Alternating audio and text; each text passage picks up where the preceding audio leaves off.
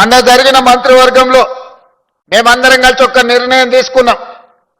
ప్రజాపాలన ప్రగతి ప్రణాళిక కార్యక్రమం 99 రోజుల కార్యాచరణ కార్యక్రమాన్ని తీసుకున్నాం.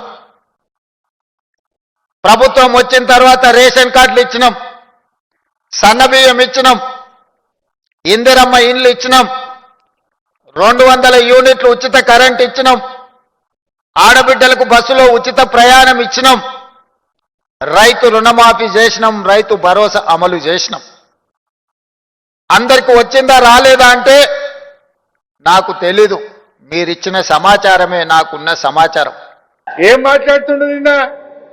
నేను రైతు బంధు వేసిన, రుణమాఫీ చేసిన, పడ్డదో పడలేదో నాకు తెలియదట. నువ్వు ముఖ్యమంత్రి వాసెప్రాశివా? పడ్డదో పడలేదో తెలియకపోతే నువ్వు ముఖ్యమంత్రి ఎందుకు?